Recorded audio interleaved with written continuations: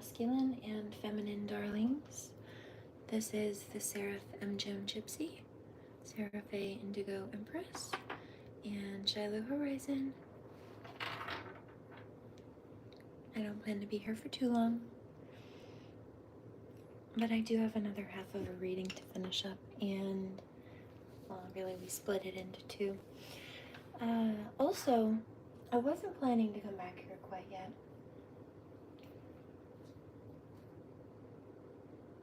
It was just on the yoga mat. But I suddenly started hearing, first, it sounded like either people laughing or screaming, like fighting, yelling. But I realized pretty quickly that it was a whole band of coyotes. It sounded like a pack of them. And I was in the living room alone. Both of my cats were napping. And then suddenly I feel one of them brushing against my feet, and I look down, and it is my gray kitty cat. They're both up now. But the gray one actually got into a fight with a coyote, or more specifically, he was out playing. He got out one day and was adventuring. And a coyote decided to target him, chased him home, and actually bit him by the throat. Now, typically speaking, that's a kill shot. And animals will specifically go for the jugular of other animals because it is a kill shot. But despite the fact that my cat was attacked by a coyote, and despite the fact that he came home with coyote teeth marks in his neck, I had to take him to the vet for that.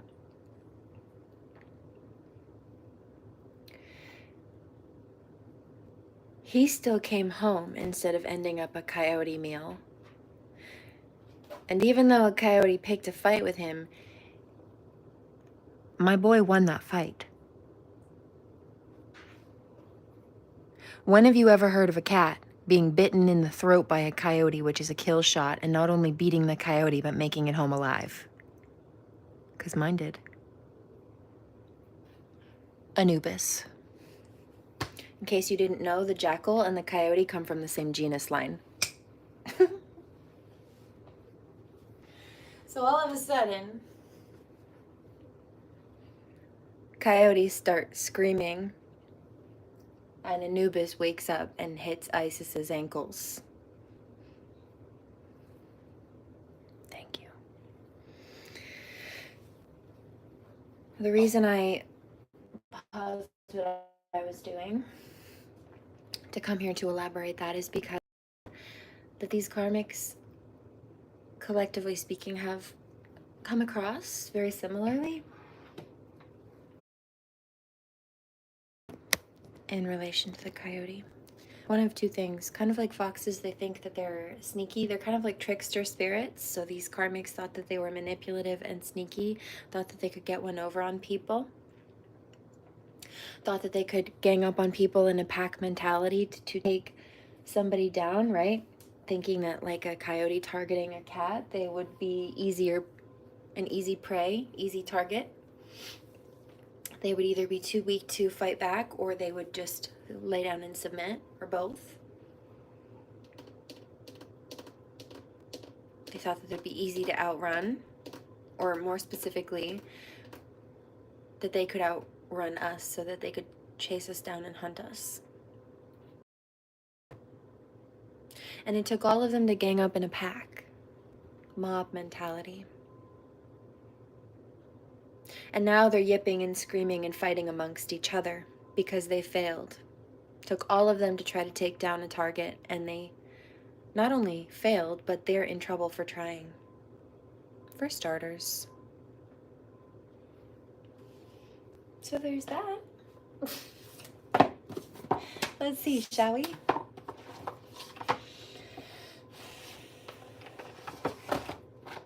But that's the download I got on that particular totem. For now. I would love to see. You know, I just reposted a video. It's the Rama and Sita video.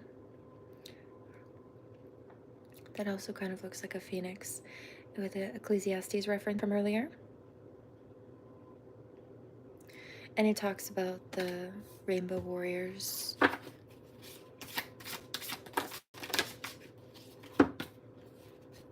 The Hopi prophecy, exactly. Divine feminine, Rama and Sita. There she is. Told you. It's also reminding me of Freya.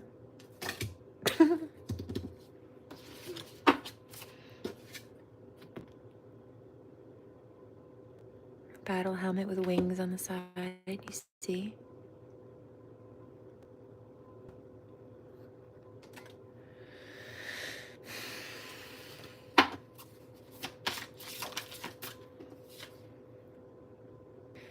And the circle of life. Simba? It's the circle of life. I also picked up, what was it, illumination or no, halogen Reiki earlier. Like the halogen lights on those newer cars that are super, super bright. Lower world, so clearing out any south node energy. Look. Okay. So it's about being witness to something, right? Like in my case, I have been witness to the crimes that these people have been committing, including, this is what just came out behind it, against children, or people who decide to try to use children to target other people. They leverage children through the legal system, for example, as an attempt to try to get back at an ex who doesn't want to be with them. And they think that they're getting revenge because somebody left, but really the things that vengeful type of mentality that they have, that's exactly why they were left in the first place, because who wants to deal with somebody like that? Not me. Oh, fine, you left me, I'm gonna be mean to you. No, bitch, they left because you're a meanie. Oh, you left? Well, I'm gonna be mean to you. No, they left you because you're mean. Cut it out. Nitwit.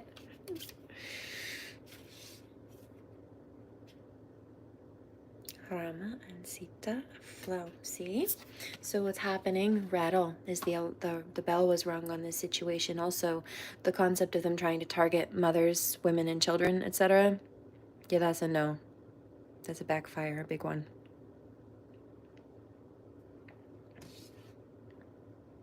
Soul retrieval.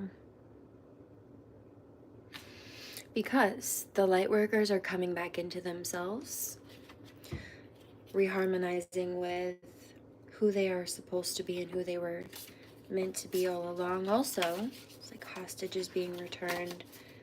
The seer, exactly. People's highest selves coming to the fore.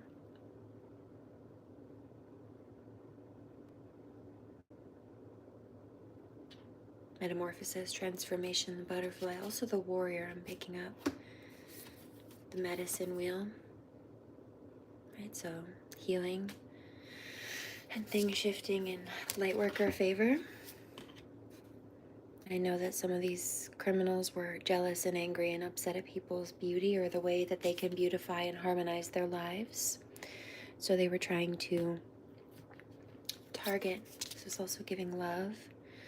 Either people in general, shoot them down, or target their love lives, target them to create blockages, the rainmaker, to try to rain on people's parades.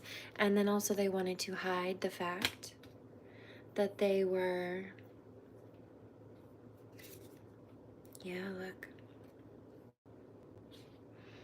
being manipulative and trying to keep these things a secret. The snake eating its tail, but these cycles have come complete, right? And like those coyotes who thought that they were going to gang up on people to win, what has actually happened? You know, they thought that they were going to gang up on people. create a target to gain some kind of success for themselves. But what has actually happened is they've all put themselves in a spot to go down together. Now they're arguing amongst themselves. Yeah, I hear, why did you do that? Some of them are blaming the others for the whole of them getting caught, either in making certain choices or maybe not doing certain things that they were called to based on the group's collective making decisions, with the big group think energy, trying to encourage each other's bad choices and then help each other cover up their poor choices in order to dodge consequences for them. Pretty much. Anything else? Let's see. What else do you want to tell us about this? Prosperity. They were trying to block people's money flow. Yeah, or fresh starts, or they were trying to use children to gain some kind of resources. Look.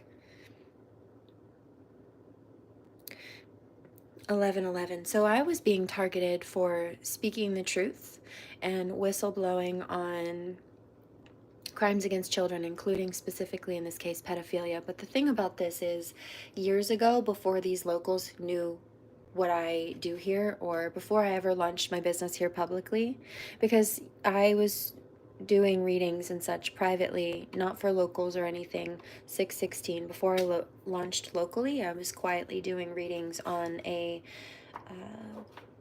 platform that no longer exists to use. It was called Periscope, and it was bought out by Twitter and then shut down, deactivated. So there was no ability to continue to live stream or do anything like that. But they didn't know that. So then I launched over here, and really it was just expansion.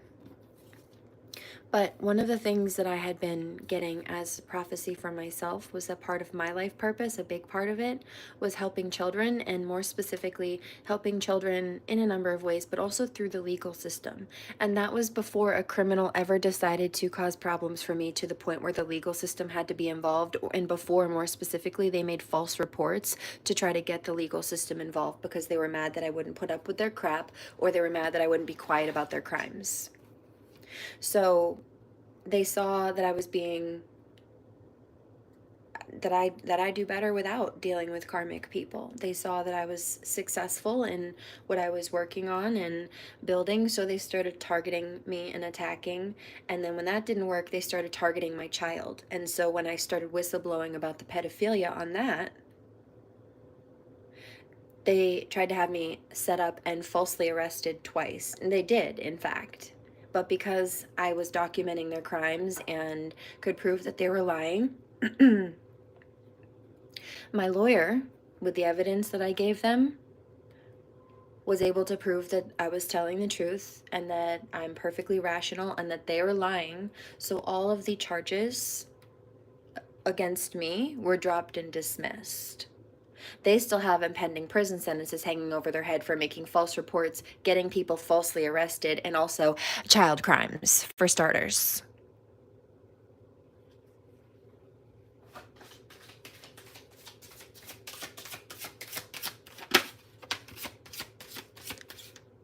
You're done.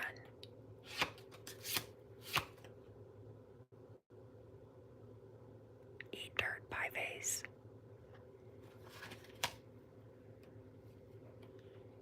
I'd say have fun in prison, but I know you won't. Checkmate.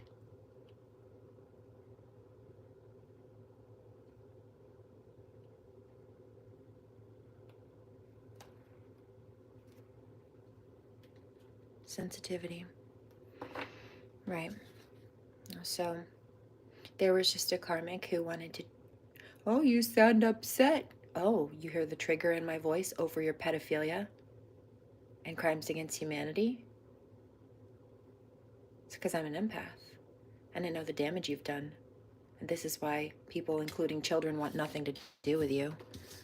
Beg to go away from you and stay away from you. Beg for you to be gone away from them.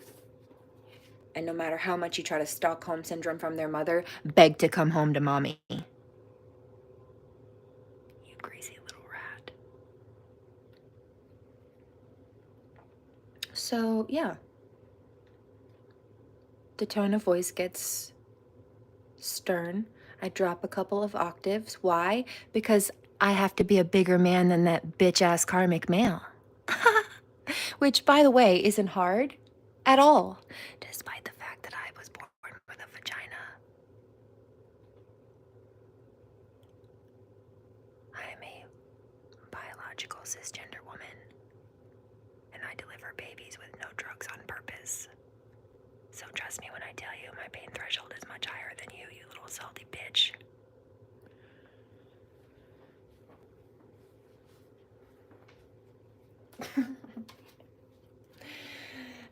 You couldn't handle what you put me through.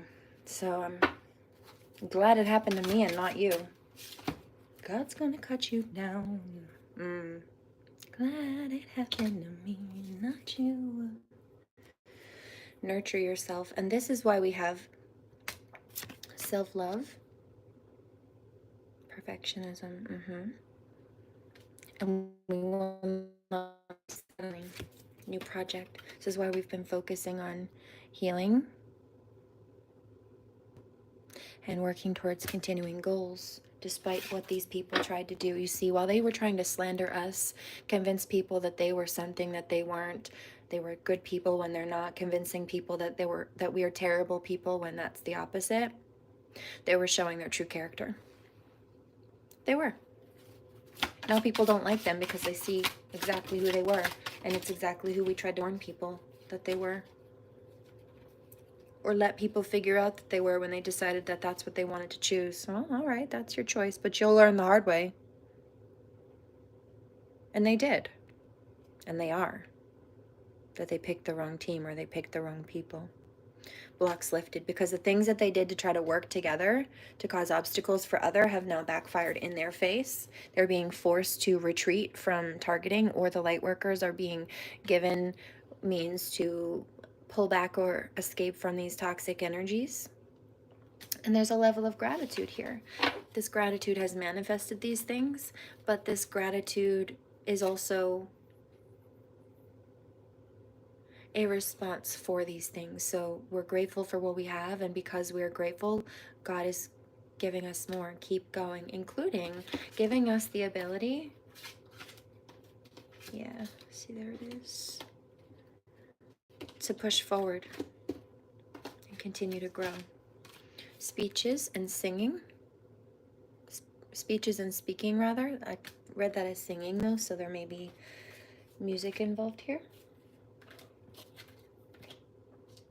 Vocals. Agent or manager, so business expansion. As you clear out these old cycles too, you either are getting rid of people and situations that aren't good for you that are in this type of field, or by clearing out these types of people in your life, this is what you have space for, right? Healthier people and like a happily busy schedule, right? Full of things that you like to do in your career, and instead of having to deal with these karmic people or fight off these karmic people. Anything else? Not with these cards. Let's see what we have. For starters, shh, I don't care, karmics.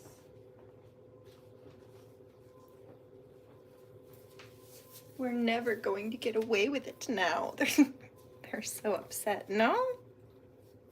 No, you're not. You never were. I heard that. Yeah, also. I'm a star. I know you hate that. The original High Pony. And I was born a year before Ari, which I think is funny. Although I did it because I remember that day too. I specifically wanted it right on the top of my head. I don't remember if I did it myself. I do remember having a conversation with my mom about it. That was kindergarten. And it wasn't high enough. The ponytail wasn't high enough. So I either asked her to put it higher, like twice, or I did it myself. Couldn't quite remember, but one or the other. I remember the conversation vividly. Got my high pony for school pictures. And I wanted it there. Ariana Grande wears or wore high ponytails because she had so much breakage and damage from being required to color her hair red for all those years while she was doing the Disney series, which, by the way, is why I don't particularly like color. Even colors that are not supposed to be damaging or stripping can be. I find that ones that claim not to be damaging, they do still, typically speaking, dry out the hair a little bit, or they do something. There's some alteration or effect more than just beyond the color, and I notice. And I don't particularly like that.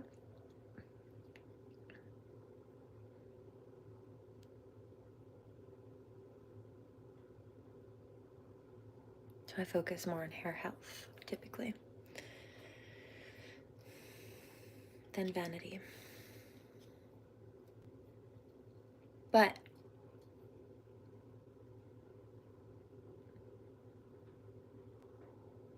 while she was wearing high ponies on the top of her head to cover hair damage or breakage, I wanted mine there, born a year or so before she was, because I wanted it there, right on the top. I'm a star, I know you hate that. It's Who Are You by Cal Scrooby. Also, you hate 'cause I'm a rock star. A rock star, you pretty little problem. Oh. You hate 'cause I'm everything that you ever wanted to be. And now you're mad 'cause you hate the way they're looking at me. You hate 'cause I'm a rock star. A rock star, you pretty little problem. Oh.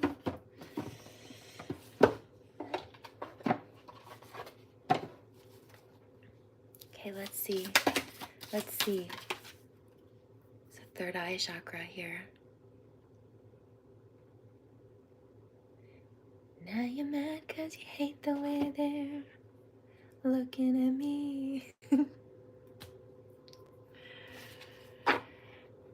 There's a line from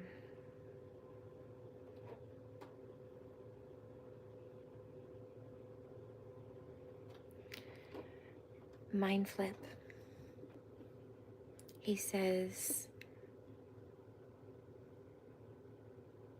he's talking about the mind's eye, the third eye, and he says, you can't blind me. I've got the realest of the real here behind me.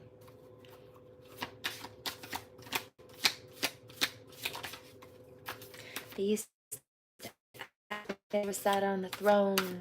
Now they act a little different while they hop on their phones. Let me look up MGM's number. Let me. Oh, obsessed.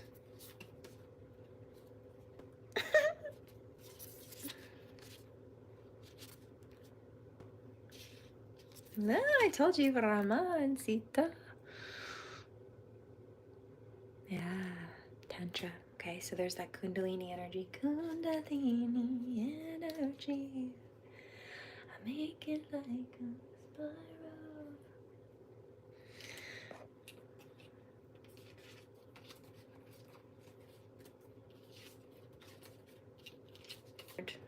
Being, conceptually speaking. So, ooh, guess who also came out? Mama Goddess. Told you, I told you. Oh, and these karmics are catching it. Trying to target Divine Feminine and knock her off her square, knock her off her pedestal.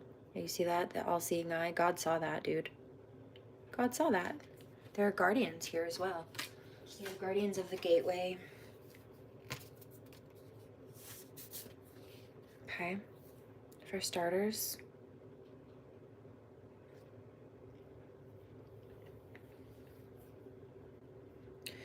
there's also Native American here, it looks like, and Falcons, a couple of Falcons.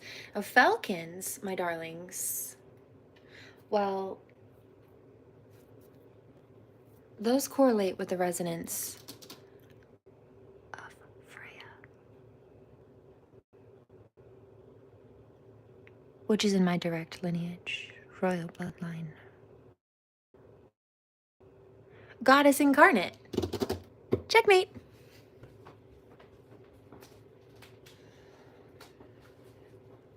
I heard that karma. Which one is it? Oh, darling, I've been here many in many different eras, as many different people in many different forms via many different names. And they don't call me the goddess of 10,000 names for nothing. Thank you very much.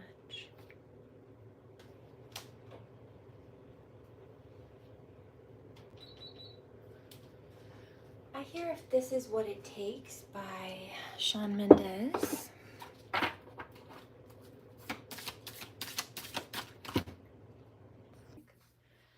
It seems to be a female. She's freaking out because it's like she's upset because she feels like the divine beings or divine feminine maybe are doing well or healing specifically, and they felt like, well, that was the opposite of what they wanted. They've been specifically trying to target people in order to control them. So that was that. But I also am picking up the karmic male, and he's kind of in a similar energy, but it's more, it's like he's waiting for the other shoe to drop almost, or he's anxious, but in a predatory kind of way. Like they're both upset that their tactics aren't working, it seems. Yeah, it's like mother goddess energy keeps coming out. So they're targeting a divine feminine, you see.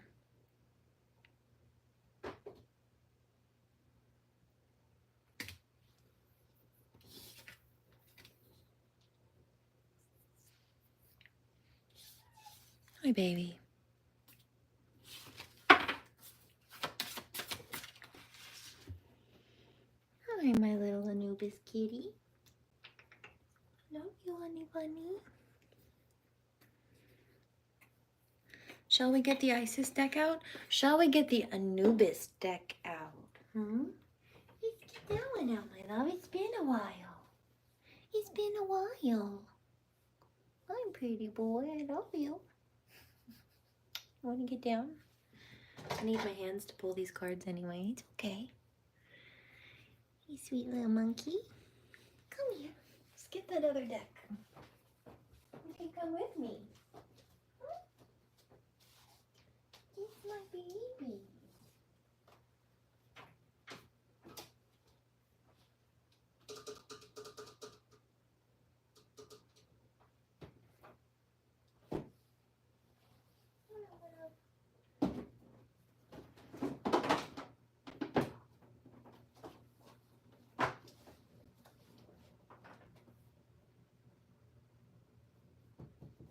Hold on, baby. I need to find it. Let's see, shall we? Oh.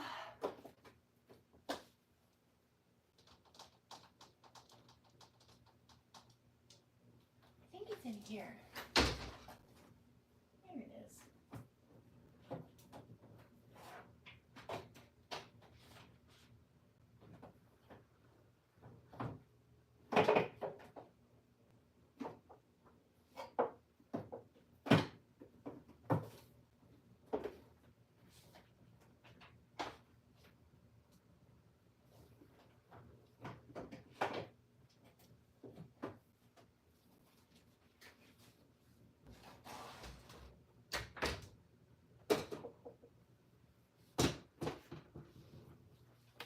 Oh, that's quite interesting. Okay. So let's do this. I may split this reading up because it seems like it might get a little long.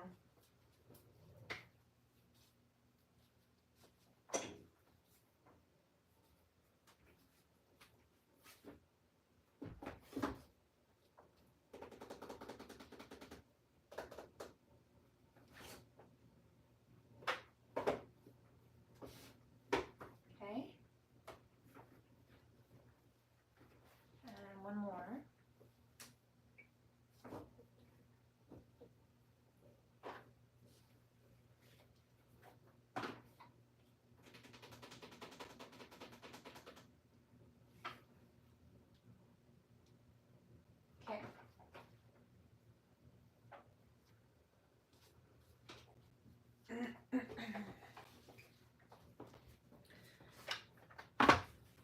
think I'll definitely split this reading up. It's okay. We'll start with these.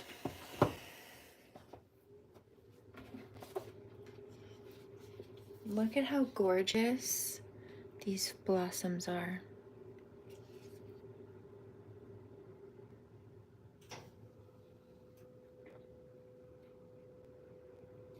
I don't know if it's picking up properly. Look at that, so pretty.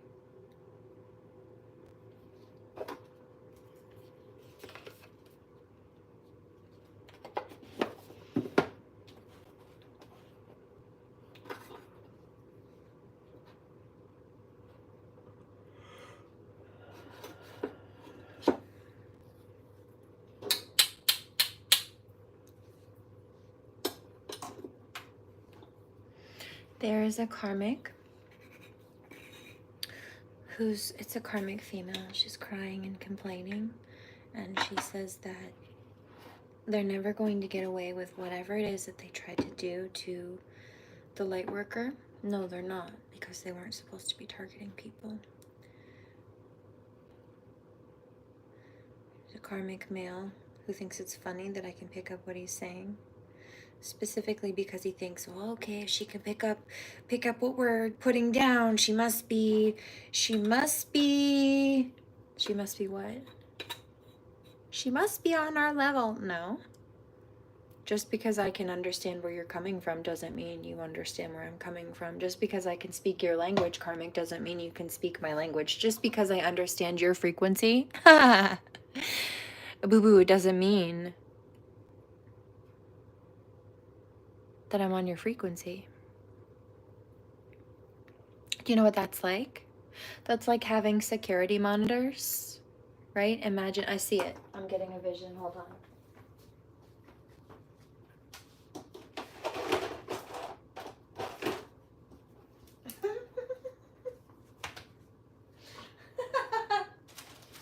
Yeah, see, a karmic has already given up. Oh, right, I get it. It's that Bluetooth analogy. Oh, yeah, you mean the spiritual bug, the spiritual Bluetooth? When the divine drops a spiritual Bluetooth in my ear and lets me know what you're talking crap about because you're not supposed to be sitting there behind people's back plotting on them? Yeah. Okay, well, guess what? Your undercover mission was a fail.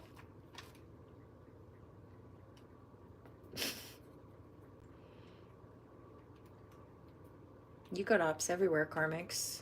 You tried to plant ops for us everywhere, but the universe is in opposition to you. You don't have anywhere to go. Not a single place in the world.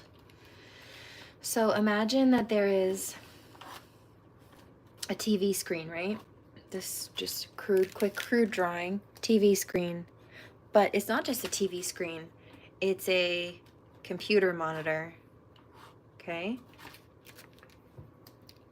Computer monitor, and this computer monitor has a bunch of different little screens on it, and each of these screens on this computer monitor are linked to a different security camera on the property. 3, 4, 5, 6, 7, 8, 9, 10, 11, 12. Okay, so let's say that each of these 12 screens is linked to a different one of 12 security monitors somewhere on the property, right? This one goes to the front of the yard, this one goes to the back of the yard, this one, whatever different angles or areas or rooms need to be surveyed, okay? So let's say you've got somebody, a light worker, watching the security monitor. Maybe this is the security monitor for their house, right? And so this karmic saying, oh, you're picking up that I'm trying to down you and plot on you, so you must be on our level. If you can pick up the frequency of the toxic karmic radio station that I'm on, then obviously, no. Says the light worker, I'm in my house, minding my own business. I just happen to have a security system set up, and you aren't supposed to be doing what you're doing, trying to breach the security system of people's life or energetic boundaries. So when you try to lurk around on or stalk the property, or you try to trespass on the property or in the energy field, in this case, of the light worker or their life in any way, their kids, anything, you alert one of these security systems, one of these cameras, and also I'm picking up that this is linked up to not only a cloud system, but a security team, like one of those security monitor companies, kind of like OnStar for cars, but it's the security companies. So if somebody tries to break in, they'll phone the police, and if your alarm goes off, they'll check in to ask if you're okay, or if there's an emergency, or if it was just an accidental trip of the alarm or something. 3622 on the count, on the timer here. So just because the light worker can see what you're doing and pick up what you're doing because you alerted a security system while you were doing something you weren't supposed to be doing and trespassing on people's property or in their space like you weren't supposed to be doing, does not mean they're on your level. You are trespassing in their life, on their space. They just happen to catch you red-handed with documented evidence. Stupid.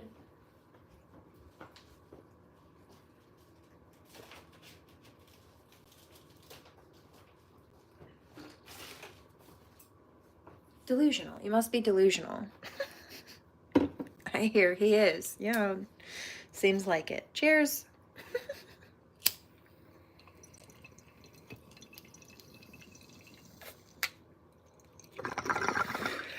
I mean, it's really not funny. It's really scary and alarming and honestly kind of quite sad.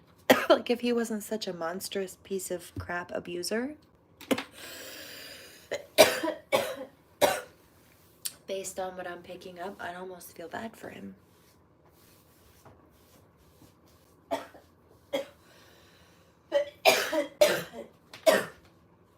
he's not a nice person. He's delusional.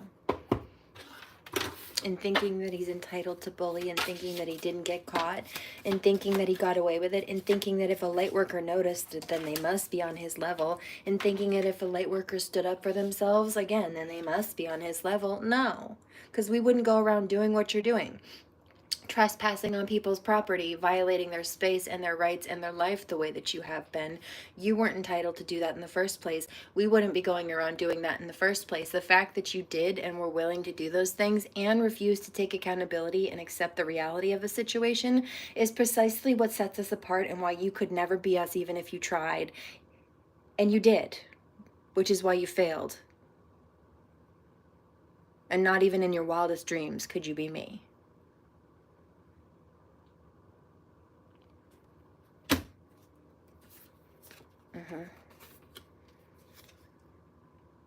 Emerald gem. The gem. See, it's like a fingerprint in the moon back there. Unique. Divine feminine. I hear finding her flow. Also, there's a reference of abundance here. See those calla lilies? Calla lilies are a symbol of closure of cycles. Look, look.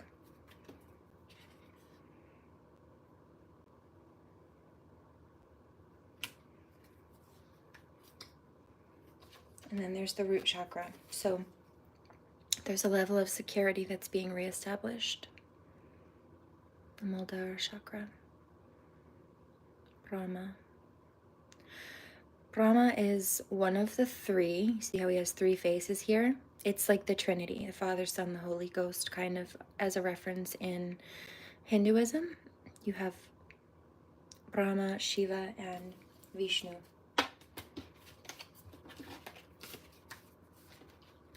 Those are the male counterparts, you see. Let's see. I'm going to get into that in a minute, but let's put a pause on this particular deck for a moment. Also, I need some water. Remember to hydrate.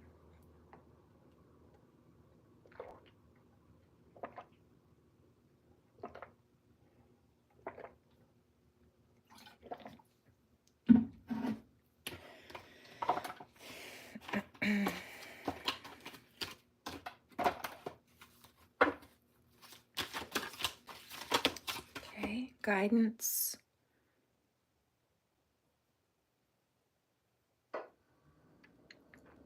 So there's divine support coming through here. And you see, Ganesh often comes up as the child, a child figure, very innocent. And you've got the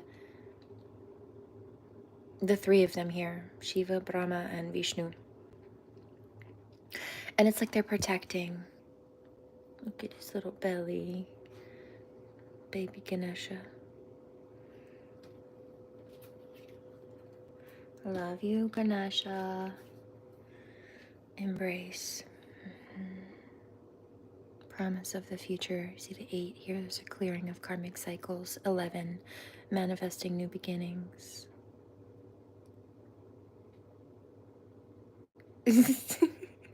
See the rat here?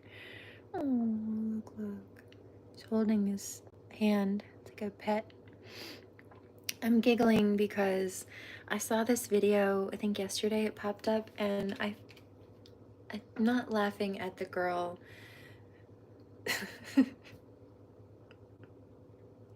In the video, I'm laughing at the police response and the neighbor's response. And this woman thought, there are two sides of this. There's an out of context side, which is, it's a little bit funny out of context. Then there's a more in-depth context, and because I understand, we'll get into that in a minute, because I understand the second side of it, because I understand this particular type of pet owner, I know why this particular person was so upset. So this woman calls the police because she hears somebody screaming and crying, and she thinks there's some kind of an emergency. And to her credit, if I hadn't known any better, I would have thought that there was an emergency too. So the police show up to check on this woman because they think she's being attacked or something's just horribly wrong. And it turns out she's wailing in her backyard because her pet rat died, and she's burying it in the backyard, and she's just having a little rat funeral, but she's having a meltdown. And it's perfectly understandable and acceptable. We'll split into the second side of this. Out of context, I heard that, right? So see, you're right, that is funny. I heard. Out of context, a little bit funny because the cops show up and the neighbor thinks, like, they all think somebody's being murdered or assaulted or something. And because they're not, because it's a much more minor, mild situation, there's humor in that. They all show up thinking that there's a fight to fight, and it's a rat funeral in the backyard. Out of context, it's a little comical, but in context, when you understand how freaking smart rats are and can be, and how people that are rat owners, I find that they're a particular type of person, a particular breed of people. They often have a lot of empathy, and they often have, from the ones that I have met and seen, 3 different people in my life, they all are very quirky, but they all are very sweet. They all are very different, misjudged or misunderstood a lot by the world. They all often have gone through some crap in their lives. And I think that's also why they can understand an often misunderstood animal. Like, people are quick to just be grossed out at rats or shun them away because they're rodents, but people who actually care for and love their pet rats, they love them, they nurture them, they spoil them, they really bond with them. And their animals are smart. They can teach them little tricks, but more specifically, like, I've had fish that'll follow my finger specifically and like play with me on the outside of the tank, or like I'll trace the tank with my finger and they'll follow my finger. Or I will walk into a room. I have this beautiful betta fish, I did, and he would jump out of the tank and splash water when he wanted my attention. He would come to the top of the tank because he knew me. He knew my voice. He recognized my voice. So when I would come up or I would come out or he would hear my voice, he would come to the top of the tank and start splashing or blowing bubbles to get me to come closer, to get me to come see him, spend time with him, play with him for a few minutes. He was very smart. So I understand, and that was a simple fish. Rats, I think people underestimate how smart and like empathetically tapped in they can be. I had a friend when I was in college. He was a number of years older than me, but he had a couple of them and he loved them very much. He was so sad when one of his passed. So in context, it's not as funny because when you understand what it takes to be an owner of an animal like that, and that you've got to be some kind of special quirky person, generally speaking, to understand an animal like that, let alone bond with them to that degree, which they do, they really do. That's it. I hear it's, they feel like they lose a best friend. So yeah, I can understand her her grief over that. And that's where it's not funny, because I see it. I see through the outside of it. For like a 60-second funny little comedy clip on the internet, a little clip of a dash security camera or ring camera from the neighbor, yeah, a little comical. But when you have the enlightened comprehension of these animals and how intelligent they are, how much of a bond that they can create, delight just with their owners, the sheer joy that they have in sharing each other's company, belonging, right? It's like they accept each other when everyone else maybe doesn't accept them or understand them. Cultivation, so they cultivate this deep level of connection, and they are determined to nurture and connect. Look at the nurture card there. Nurture, determined to nurture the connection and protect each other, like a mother, like rat parents. They're like their children, people that end up having those types of pets. I guess it's no different for others than others when you have empaths, but so clear your energy. There's a level of joy. Look at the butterfly, right? Being able to find the joy and the beauty in the small things, the mundane things, even things that other people may overlook or dismiss, but it's as a result of getting this nasty energy out. So, for example, being able to stop and smell the roses, where when you're trying to run away from some kind of chaos or war zone, that war zone energy. This is also giving Freya. Freya carries a battle axe like that, or is symbolized. It's in my royal crest as well, my particular bloodline crest. Yeah, here I carry the crown. Yep. So as a result of clearing out these energies and getting rid of these toxic karmic energies and cycles, yes, protection, you're able to create this space of peace so that you can sit and just, it's like being able to finally stop and smell the roses or catch a breath of fresh air. I'm also picking up that there are divine masculines and feminines coming together, and they feel like a breath of fresh air to each other. Look, because they understand each other and accept each other instead of misjudging. Positive outlook, yeah, and they help each other. And I can see clearly now the rain has gone.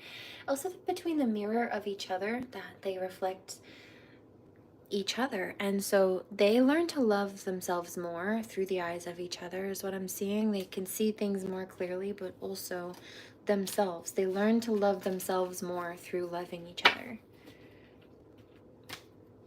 Somebody's a little confused on how or why that could be, and I have an example for you. When my twin and I met, there were some things about him that he didn't like, and it was because he had been bullied over those things.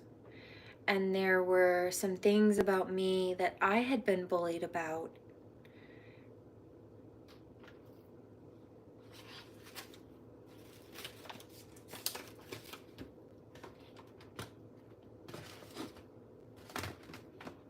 But as it turns out, we were bullied about the same things. So my favorite parts of him, my favorite little quirks or unique characteristics about him, the things that other people made him not like about himself, in honestly a body dysmorphic kind of way, to the point where he couldn't see himself clearly because he was seeing through the lens of their misjudgment. They couldn't even see his value, or they did and tried to make him feel like he was worthless as a result. Jealousy, I'd say. But my favorite parts of him were his precious little quirky, the things that made him unique. What makes you different makes you beautiful. And his favorite parts of me, similarly speaking, largely were these different quirky little characteristics. But the thing about that is that I was bullied for those things in me, and he was bullied for those things in him. So he didn't like the things about him that he was told that he shouldn't like about himself, but they were my favorite. And so we both looked at each other one day and realized, how can you love A, B, and C about me, but hate it about yourself when we're exactly the same that way? If we're the same, how can you like this about me but not like it about you? What do you mean?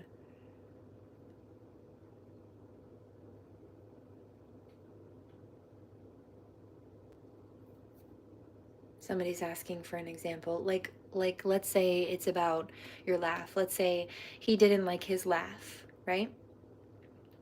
Because somebody tried to make fun of his laugh growing up, and somebody told him that he shouldn't like his laugh as a result. But he loves my laugh. Loves the sound of my laugh. It's one of his favorite things about me, right? But let's say that while he doesn't like his own laugh because somebody told him he shouldn't and bullied him about it, even though he loves my laugh, but we sound the same when we laugh. So how, if we sound the same when we laugh, how can you hate your laugh but love mine? 53:22. So it's a matter of learning to love yourself through that healthy reflection of another. It's about realizing that lens, right? He was told that he shouldn't like his own laugh because other people growing up bullied him and told him that he shouldn't and tried to make him feel bad for it. But he loved my laugh.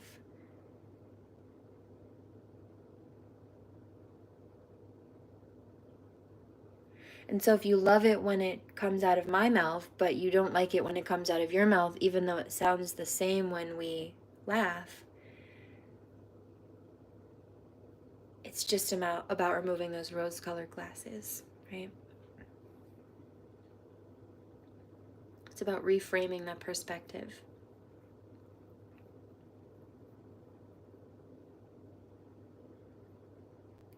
And I was made for loving you. Ed Sheeran and what was it, Tori Kelly, I think. Darling, I was made for loving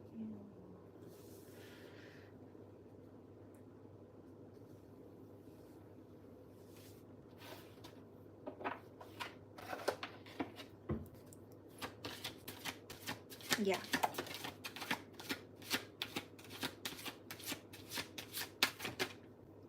Empowerment, exactly. Perseverance.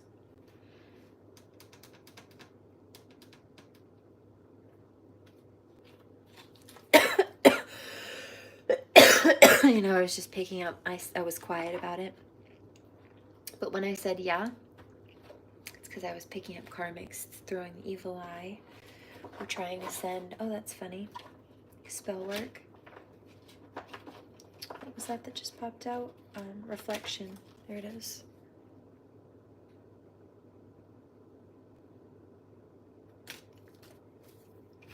Heads turn every time you laugh.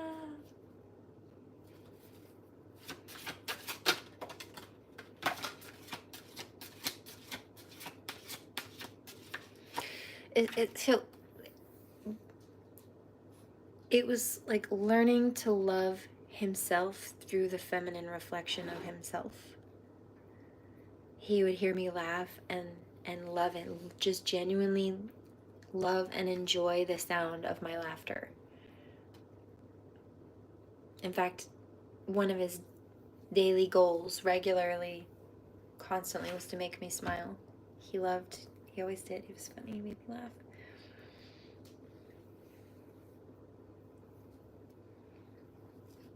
Just to see you smile, I'd do anything that you wanted me to when all is said and done.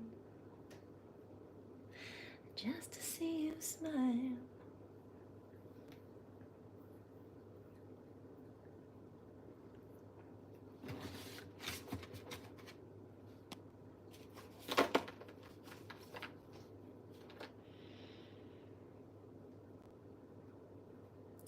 So by genuinely loving and enjoying the sound of my laughter and realizing that his laughter sounded the same as mine, he learned to see himself in that way, or hear himself and love himself through that lens, right?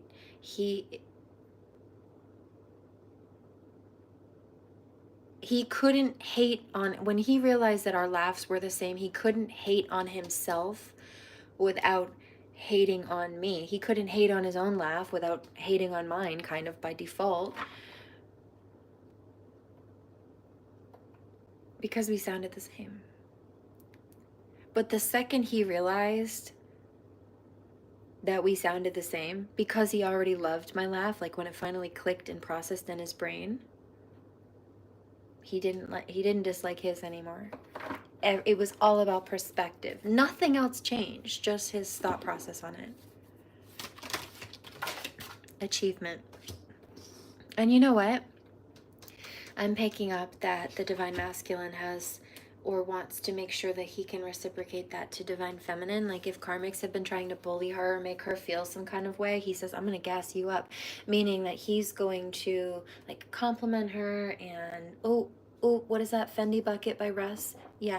He says something about your ex made you insecure, so giving you, what is that? Giving you extra, something about extra security, like giving her extra love or attention or compliments or something, not to suck up, not to kiss her ass, just to make sure that she knows. He says, I want to make up for every time he neglected you. Oh. He says, I could never love you too much. He says something about being worried about saying I love you too much. I understand that. Del Rey did that one time. He said I love you like 3 or 4 or 5 or 7 times in about 60 seconds. And he didn't mean to. It just kept coming out of his mouth. He just genuinely meant it. And I couldn't be mad at him for it, because it meant that at 7 separate times in 60 seconds, the thought crossed his mind about how much he loved me.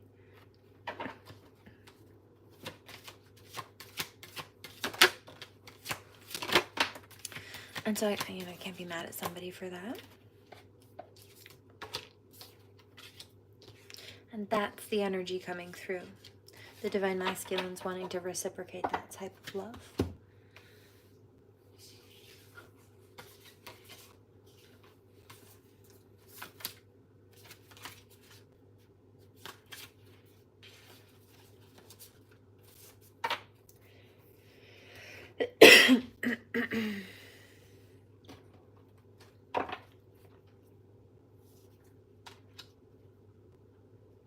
Okay, like surrender to generosity.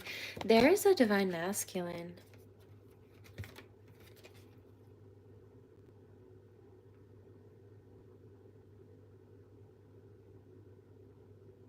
who wants to come through generosity and love on his feminine. He also understands that she's been trying to clear her energy, her space from these toxic people. Embrace. Yeah. Which is why he wants to open up and connect with her, or so that they can do this, both. He says she doesn't want them in her life the same way I don't want what she would call karmics in mine. Exactly.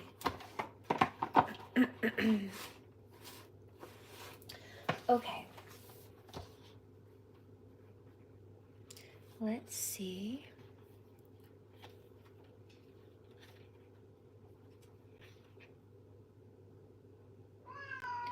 Hi, baby.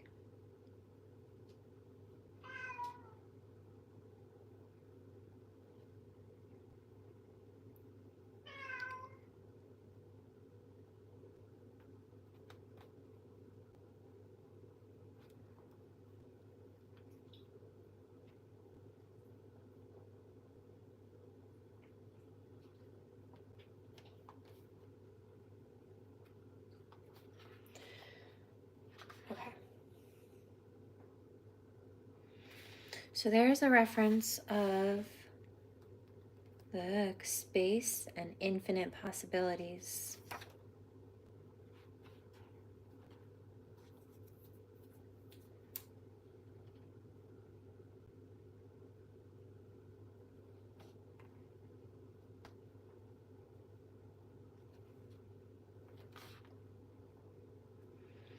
You've learned the art of creating space and are experiencing the cosmos that exists inside of you.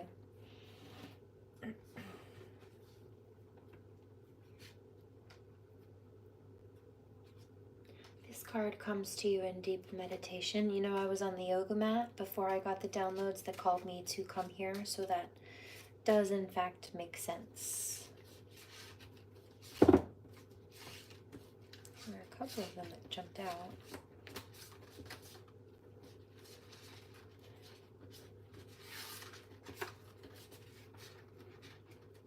What was the other one? This one.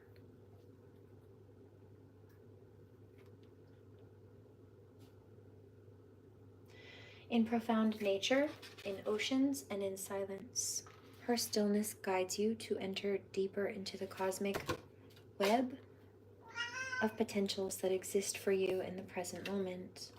Continue making time for whatever brings you to the point of total stillness, and this is where your true self resides. So it's letting go of all those projections or confused energies that people were throwing around, and tuning into your true self, being able to tune into your highest state of self. Hi, baby. Know that you are not just part of the earth, but the earth is also a part of you, and you are lovingly held by her presence. Come here, love. Callie also came out. Not surprising. She's been around a lot lately. Thank you, Mother Goddess. But always seek the Most High first. That highest collective point of emergence.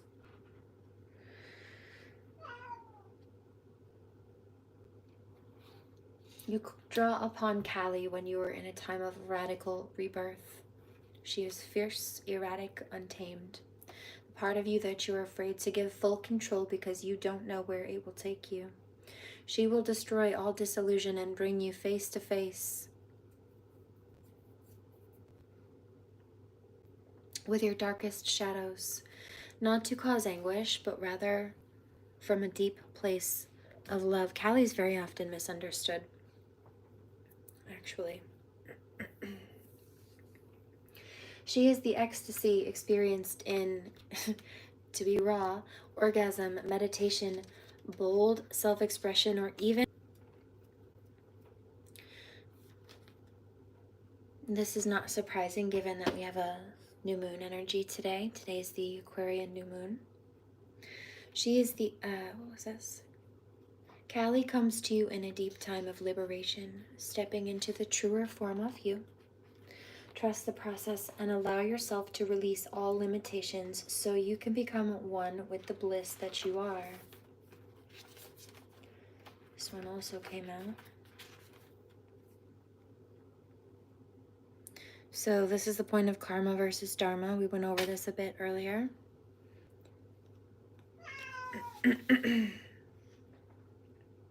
Positive karma. This is positive karma, otherwise known as dharma, though, for the light workers. Although this was in reverse for these karmics. They're catching karma, so let's do that one.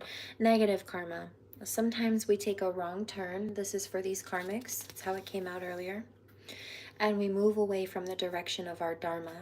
At first, it can feel like a poke, which becomes a punch. She's beauty and she's grace. She'll punch you in the face.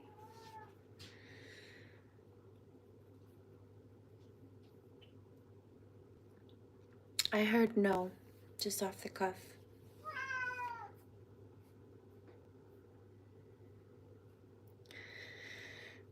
Life feels a little easier. You've done a lot of good on this planet, and the universe is rewarding you in her favors. Life feels a little more colorful and a little more beautiful. You're walking on the path towards your... Oh no, we were doing the other one. I feel like this needs to be read for the light workers, though. So let's finish that. Which creates the greatest karma one can experience by saying yes to the purpose of your soul. This is also one, clearing out those old energies that are meant to be, are not meant to be rather, and then two, opening up to the ones that are. Saying yes to the purpose of your soul, you are saying yes to the greater power of the universe. Continue devoting your life to the service of spirit, and life will continue to unfold its wonders. I'm hearing, somebody needs to hear this though, don't self-destruct. Okay, so for the karmics, eventually this can manifest as an accident if you ignore it. So the universe is poking them to tell them that they're going in the wrong direction. This can be that they feel like things just aren't going in their favor because really it's because they were choosing to target us, and it's catching up with them now. Come here, baby.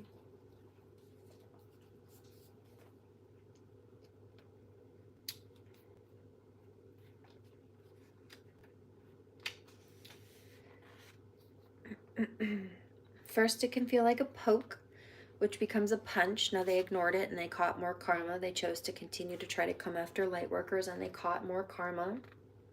So now this is when the universe sends accidents, like those freak car accidents and things, but they're not freak accidents. It's their karma. The universe gets louder and louder, meaning the situations that shake them up to get their attention get worse and worse until they stop what they're doing and they listen.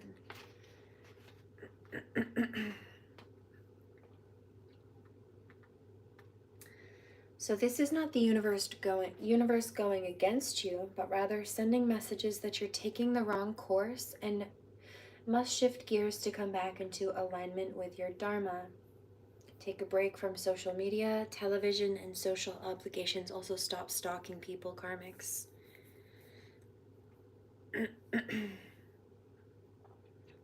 They don't like this truth.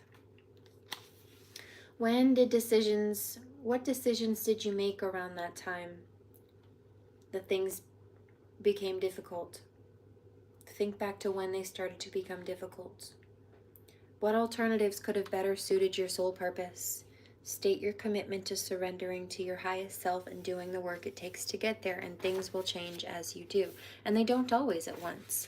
Like sometimes these karmics will claim that they want to do the right thing, or they want to change things and clear their karma, and then opportunities come up for them to clear their karma, which is sometimes uncomfortable, and instead of taking the opportunity to clear it, they get mad at it, and then they do something grimy or double down on the toxicity, or say, well, F this, I thought I was going to get good karma by doing A, B, and C. Well, sometimes, but especially if you were really grimy for a really long time, sometimes it takes more than that. And then it takes a while, like an onion, just layers and layers that you've got to work through and peel back, because you just did such grimy things for years in layers to build that karma up, that debt up. You've got to chip away at it to take it down too. And then also, God knows your heart. So if you're just claiming that you want to do the right thing to clear your karma because you think you'll get blessings from it, or God knows that you're not really going to stick with it, even if you do think you mean it in the moment, then one, it's either rejected, or two, you're tested.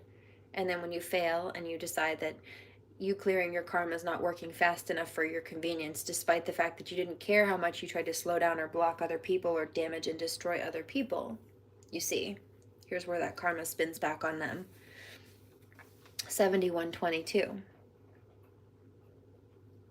That's when they catch extra karma, and that's why the universe gives them not only kickback, but doesn't give them everything that they're asking for. It doesn't just clear the slate. I'm ready to clear my karma. Well, when opportunities for you to do that come up, though, you repeat the same crap, because it's easier to be the nasty person that you are, and it's harder to be upright and do the right thing, right? They think it's the shortcut way to be grimy and get what they want really quickly, but it's actually the long way when you realize that there's karmic consequence on the other end of it. So they maybe thought that they saved themselves a few dollars or a bit of time in the beginning, only to cost themselves more in the long run, metaphorically speaking or otherwise. Let's do this one. See, density, dullness, and inertia. They didn't want to learn their lesson, clear their karma, purify themselves. Period of hibernation. Actually, this is reverse. Perhaps you're feeling stuck. You seem to not have the energy that you used to, and you feel like the fire within you has been put out. You feel absent-minded, lazy, and heavy.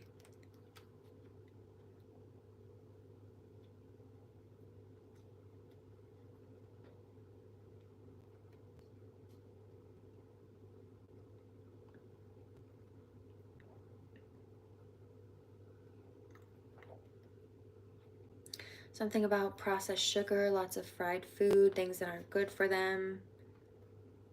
They're not pausing to take any, do any yoga. They're not pausing to take care of themselves. And you've also got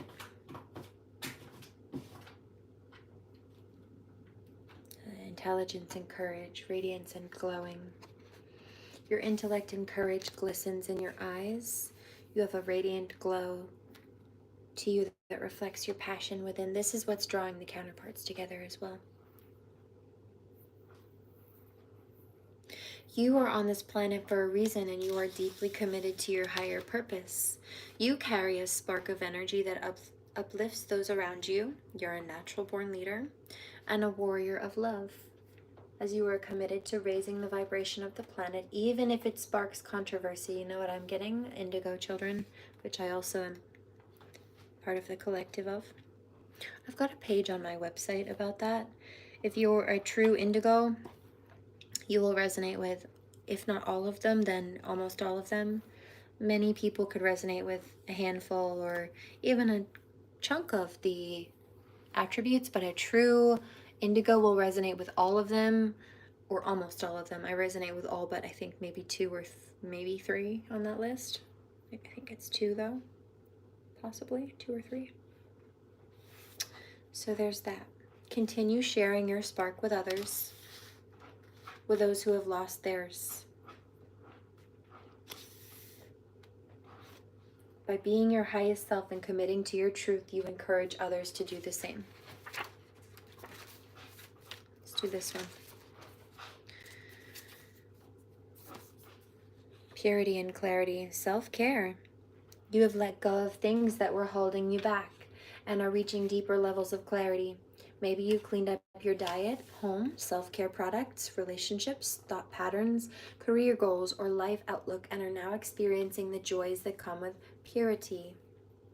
The space you have created is allowing greater gifts that are more aligned with your truth to present themselves.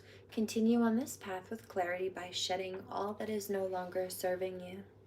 When your body becomes pure, your thoughts and life will reflect that. Bring purity into all that you do, and your path will continue to become more clear. Yeah, they also wanted to, like I said, throat chakra, they wanted people to shut up. Speak your truth, write your message, sing your soul's language, express your innate art. This is a wonderful time to begin any communication-related project, especially Aquarius. such as a book, podcast, business, or even take your existing project to a new level. I'm seeing music as well. Sing your soul's language.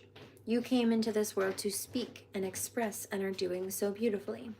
Now is the time to let your unique vibration shine.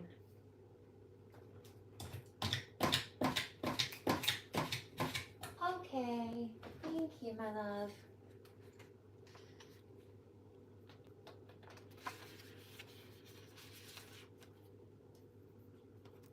Let's do this one.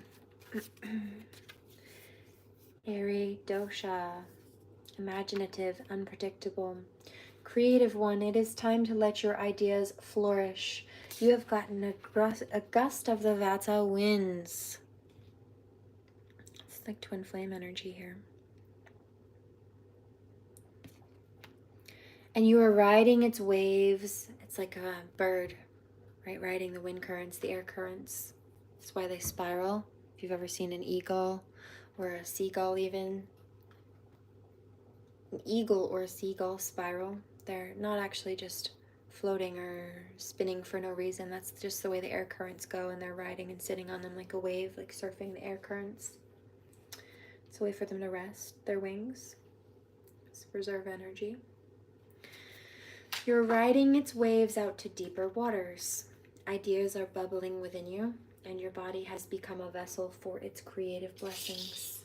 Allow yourself to dance, thanks baby, to the rhythm of your own thoughts, and let them take you to higher places. Get me higher. The veil between the stars and earth has been lifted, and the downloads you are receiving are straight from the universe. Be sure to anchor them down to this earth with action so they can manifest into reality.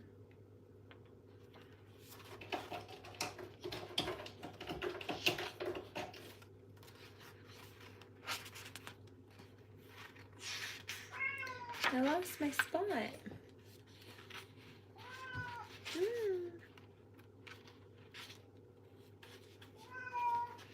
No.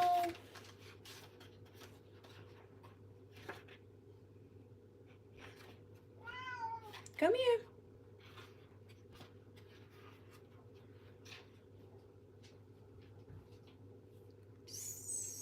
Come here.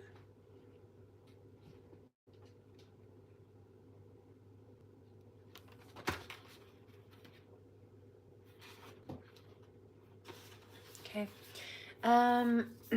So the earthy dosha, if this is the earth energy. You are grounded in Earth's energy and carry its subtle calmness. And it did just say to ground that down with actions, which makes others, you see, they're trying to target the throat chakra again. No. Thank you, Shiva. I love you. Ganesha. Thank you also, always, always, the divine, the most high.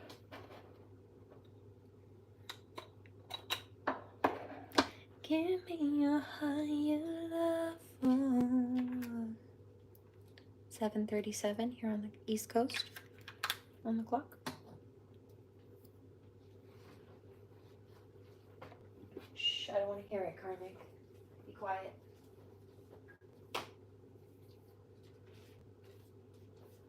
Thanks for tuning them out. Unless there's anything absolutely necessary. Cheers. Actually, first of all.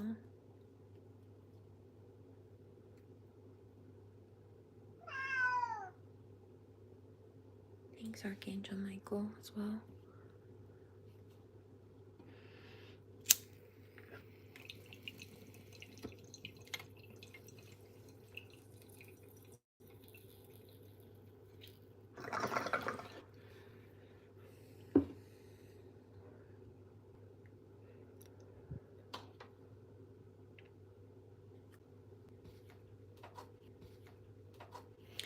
I just heard a karmic male,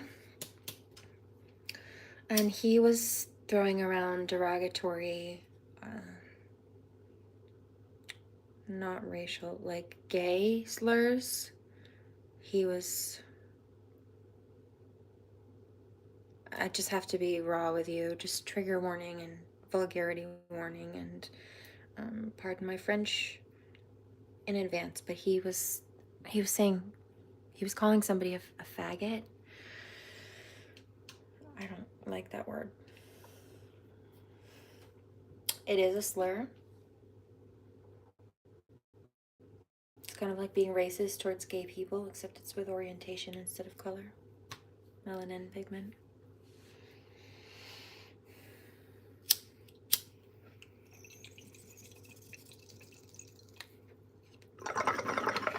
But the thing about this particular karmic male is he's like bisexual or gay or in the closet, and so he's lashing out at people who are out of the closet because he's insecure because he's in it. Or something weird going on here, this guy.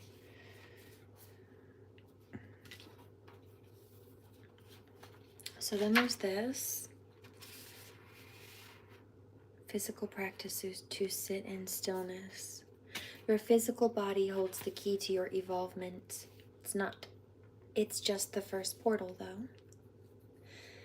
Yogic body postures you have been practicing have been preparing you for true asana, to sit in stillness with the truth. Right? So I was doing yoga, it's where I got these downloads also. Hello. These shapes and movements have removed the cobwebs of your limiting self, creating space for the silence of your mind's forest. You are one of those who realizes the true intentions of asana or yoga, and the one paving the way for others to see this bodily practice is just a way to come face to face with yourself. Continue to cultivate your practice and move deeper into its core purpose.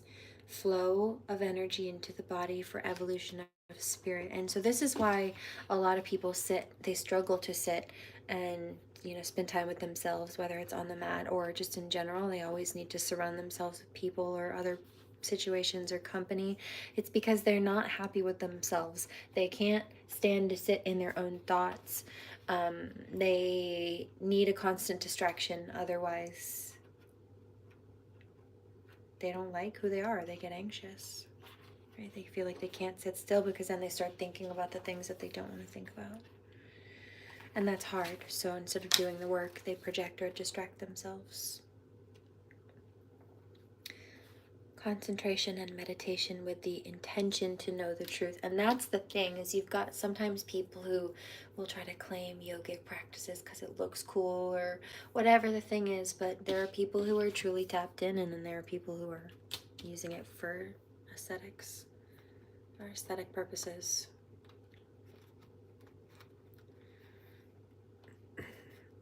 When was the last time you became fully immersed in what you were doing? Dhyana is when the dancer becomes the dance, the singer becomes the song, the painter becomes the paint. You become one.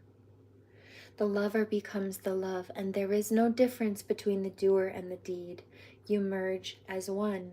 You have pulled this energy to remind you that now is the time to transition from doing to embodying. Find that which you can merge with it. Practice it fully.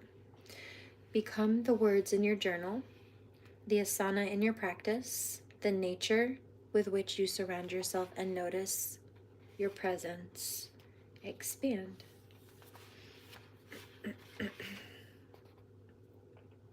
This is why we're clearing these toxic karmics out.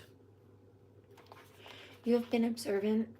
They don't like this truth of how your thoughts affect your actions and how your actions reflect the quality of your life. Also, side note, your character. Through actively changing your internal monologue, you are manifesting a heightened state of consciousness and new paradigm. And I'm also picking up higher vibrational counterparts and soul family to replace these toxic karmics you let go of, cleared the space of, or released. All of the above, really. Continue to fine-tune your inner language to radiate compassion, joy, and peace. Even the most disciplined yogis often have to look in the mirror and think negative thoughts about themselves, get frustrated when stuck in traffic, or speak words to a loved one that don't radiate pure love. These moments or your guru reminding you of where you still need to grow. Or they do still often look in the mirror, rather, not that they need to. Overcoming your triggers facilitates growth. Each time you feel the voice of negativity come through, sing it back. Sing back to it with words of compassion, and you'll find that these words quickly echo back, or are quickly echoed back by all those you encounter. So it's that reference of manifesting in that true soul connections.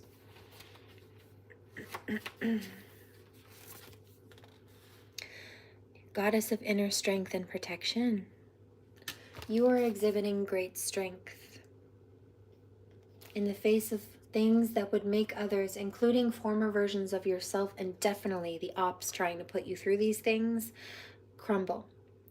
Durga, the warrior goddess, is with you, carrying her bow, arrow, sword, trident, lotus, thunderbolt, golden discus, and conch. Conch is reminiscent of Aphrodite as well. Lotus, you know what? That's funny, because I literally just burned some lotus 2 minutes ago. You have overcome major hardships with your willpower and will continue to leap over any challenges that confront you. Call upon the Durga Ma when you need an extra ounce of strength. This is the divine, higher divine connection is what it's saying. Self-discipline. You've gotten where you are because of your discipline, and this will continue to take you where you need to go. While discipline sounds like a heavy word, it is really just committing to becoming the highest version of yourself. The next evolvement will require refinement of your inner strength. You're undergoing a deep transformation, stepping outside of your comfort zone, gaining strength, moving through fear. Now is the time to ask yourself important questions. What practices have I committed to? What practices do I still need to commit to? Is my daily routine serving me? How can I improve it? Where do I need to set boundaries in my life to align with my truth? And am I showing up for myself the way I would for a friend or a child?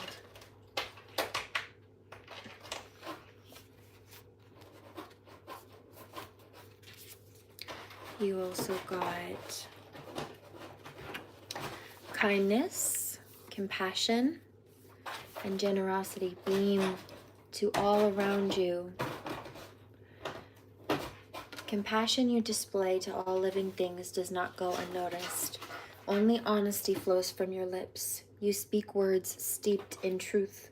You display honor in your non-stealing because of your deep sense of control. You focus on what truly matters and have let go of excess belongings, continuing shedding all that does not serve you as you blossom closer to your highest self.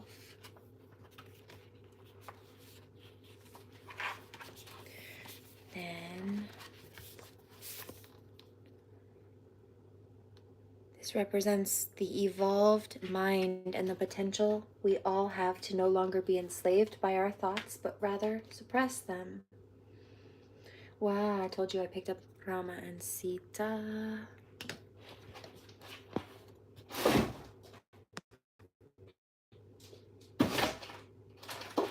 When Lord Rama asks Hunaman, "How do you look upon me?" he answers, "When I believe I am the body, I am your faithful servant. When I know I am the soul, I know myself to be a spark of your eternal light. And when I have the vision of truth, you and I, my Lord, are one and the same." To draw upon this energy symbolizes that you are aware of this truth. You are more than your physical body, your ego self, your personality, your soul. The truth is that you are divine, as we all are, split from the same source. Continue to practice meditative states where you are reminded of this universal truth to aid in your evolvement.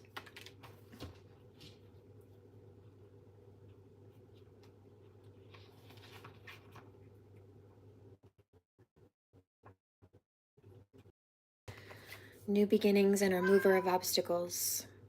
You are at the beginning of a new venture that is going to bring you great joy and success.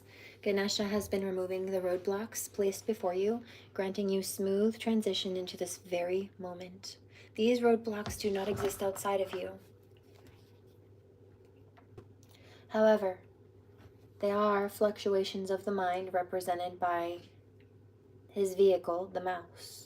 When you calm your wavering mind, you are able to overcome any obstacle. Ganesha will continue to bring you any luck, success, harmony, with the sweets of blessings and awareness of your true consciousness as bliss.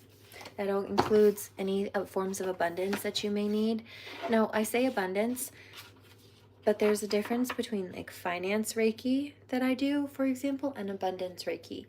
Finances, money can be a form of abundance, but so can having enough oxygen to breathe, having good soul family around you, and an abundance of love. So this in some cases is not even just about money or resources. It's about having good connections, or whether this be in business or familial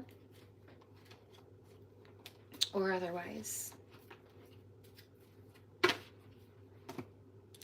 I think I'm going to pause. There were a few other cards that came out with this one, but I'm going to just cap that, and I told you I was going to split this reading. So here are the ones that also came out. I'll start there on the next one, but I'm going to stick them right in my little tea corner here and wait. Let them marinate for the next reading.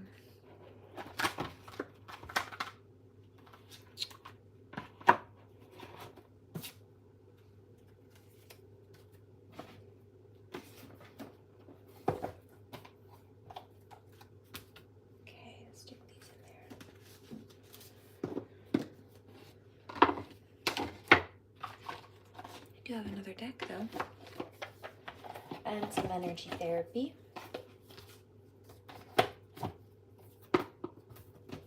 Just clean up my space a little bit. Shiva just popped up over my shoulder. Hi, I love you. Thank you very much. Here, let's smoke, Holmes. Thank you so much.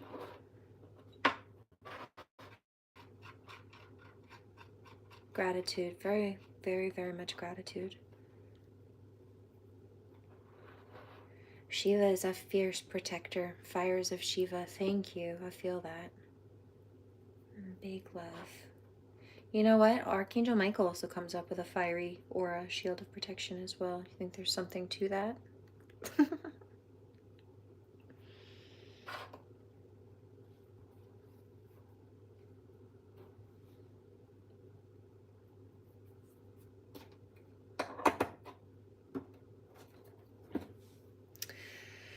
Cheers.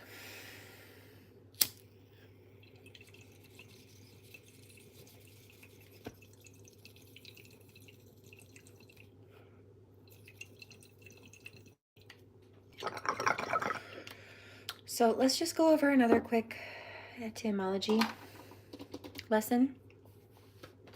Catholics say that karma doesn't exist, okay?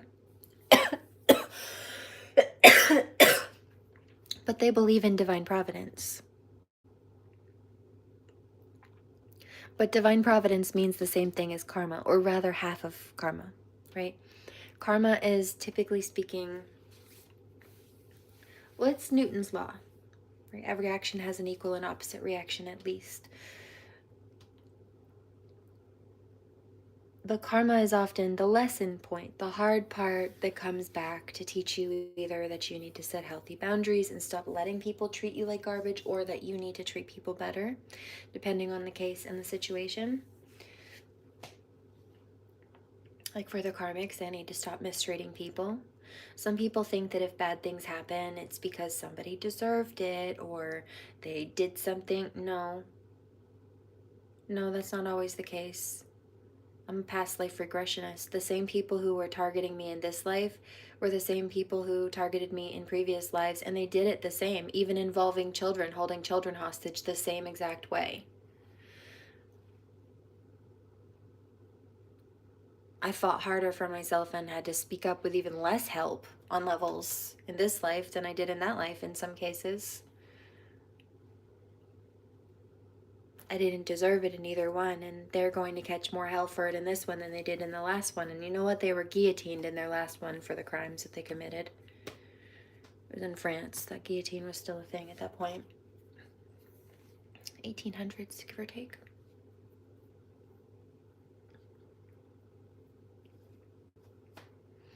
So sometimes it's not what you did to someone else coming back to you, which is why you don't get bad karma for them mistreating you. They do. It's that you need to, it's not a punishment that someone's mistreating you. It's a lesson that you need to set healthy boundaries and not let people treat you like that. That's all. Depends on the case and situation. But I say this because all the time, I guess not all the time, but when this topic comes up, it's a pretty regular thing for me to see somebody trying to shun or shame somebody for something that other people are choosing to put them through. No, that one boils down to they're getting karma for how they choose to treat you, and because you choose not to react, more specifically, because you choose not to treat them the way that they're treating you, or even if you do have to stand up for yourself, you don't stoop to their level and you don't low blow like they do. That's why you shift out of that. You move into dharma, and they still catch karma. So dharma is the blessing, karma is a lesson, right? If they're being nasty to people, they're going to catch that back, and it's not going to be fun for them to catch back, just like it wasn't fun for whoever they sent it out at. But their lesson is to understand what it's like to receive that, so they know maybe they shouldn't be treating people like that because they don't want to be treated like that either. That's the universe handing it back to them. Sometimes they don't want to hear that lesson or learn that lesson, and then they get more mad that they're catching karma, not realizing or caring that it's karma. Then they double down on the antics towards a light worker or whoever their target is, and then they get more karma for it. But karma is a lesson point, and when your lesson is stop treating people like garbage, karmics, when that kicks back in their face, yeah, it does suck. I'm sure it is not comfortable, but it's not a punishment. It's an educational moment, whether they want to acknowledge it or not. Now, I do know some of these karmics legitimately failed grades in school, like they had to stay back in certain classes, so it doesn't surprise me that they struggle with these base lessons, but nonetheless. Not as an insult, just as an observation. I get it. I'm not judging them for being dumb, I'm judging them for bullying people.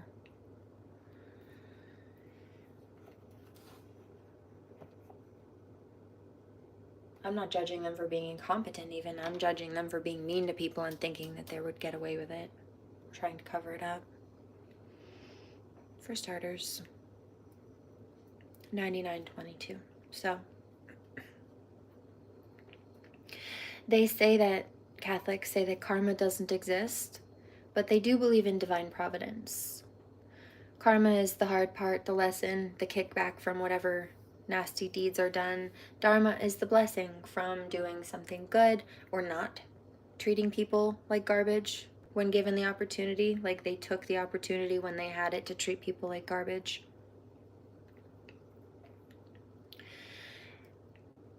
And Catholics say that they don't even reference Dharma typically. I don't think they understand or care to know enough about it to comprehend the difference between Dharma and karma, so they loop it all into one, which sometimes you see.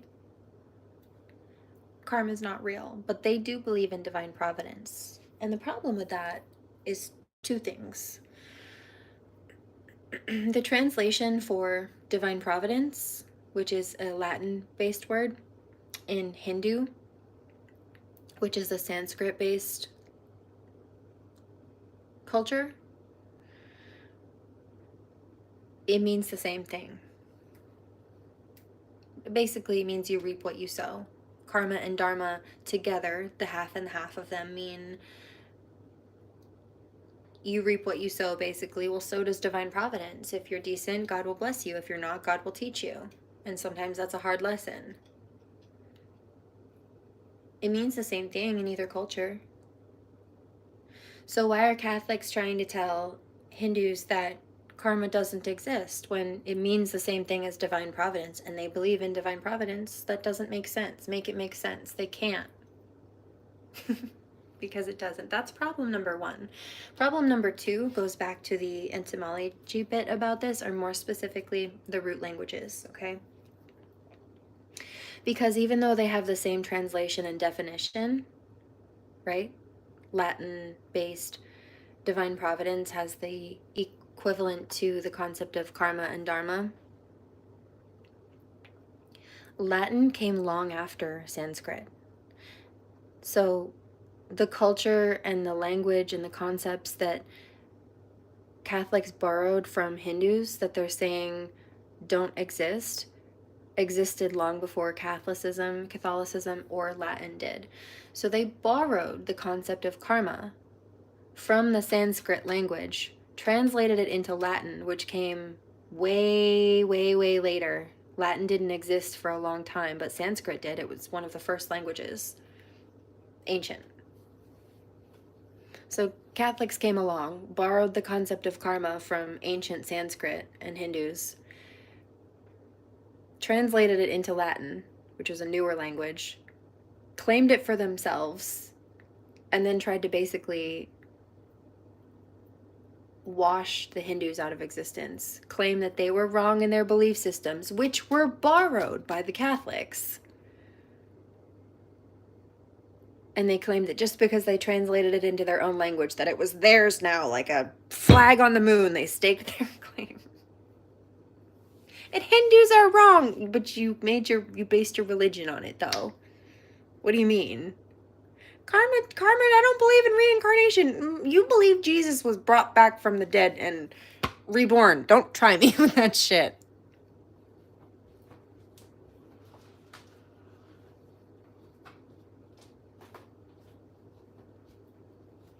What about Lazarus? Don't try me.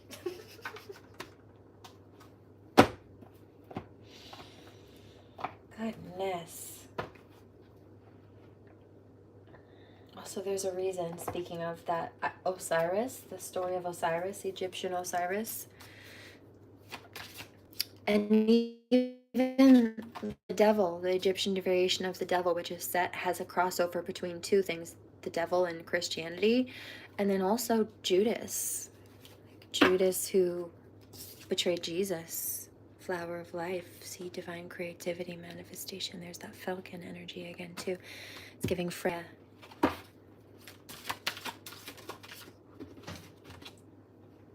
Stellar. Yeah, abundance. See. And there was jealousy there. It was all out of jealousy.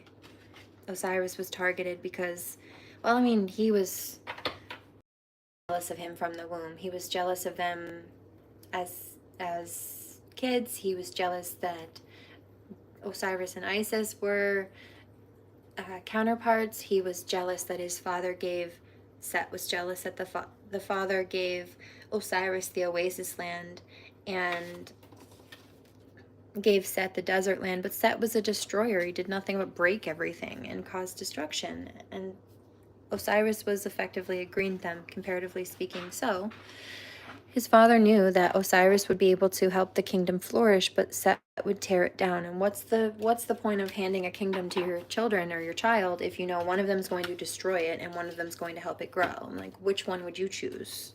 Do you blame him? Miracle of Isis. So there's healing happening here. Look, there's that rebirth energy. Even here, the story of the rebirth of and the resurrection, all going through that Osiris and Isis narrative. Hi, baby.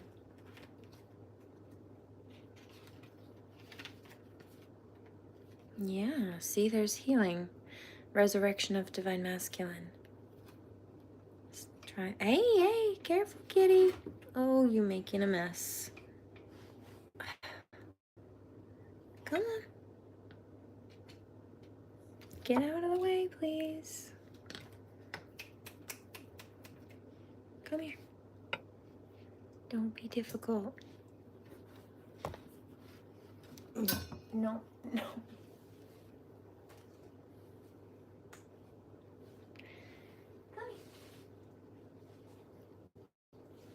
speaking of, I'm a little Horus kitty. It's my baby. It's my little monkey. Okay. 106.22. Thank you. You little Scooby Dooby. Come on.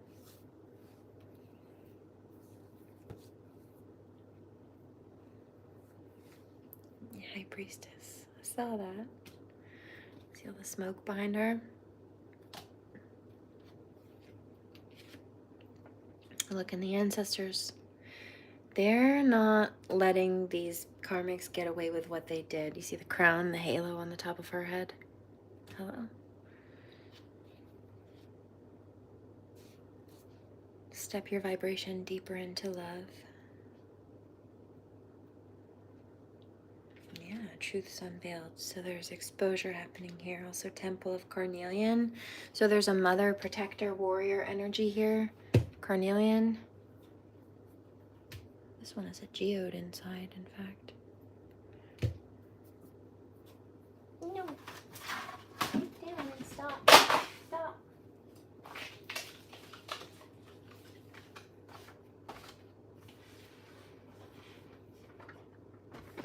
You know what? I accidentally grabbed a Chariot of Ascension. There's an elevation energy here.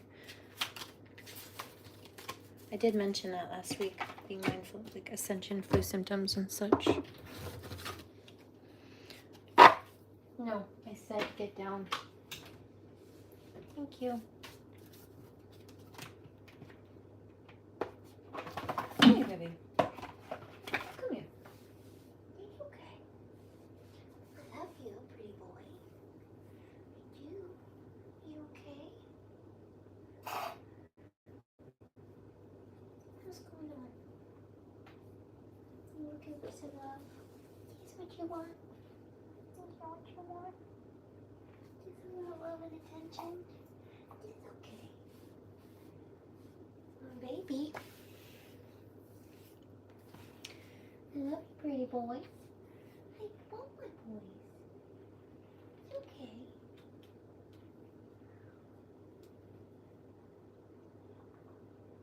Do you have good nappies?